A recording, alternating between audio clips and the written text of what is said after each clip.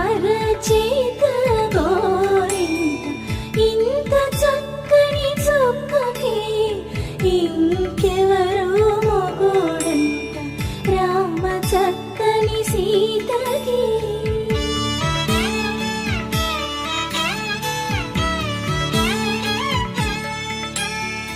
ఉడత వీపున వేలు విడిచిన పుడమియల్లుడు రాముడే,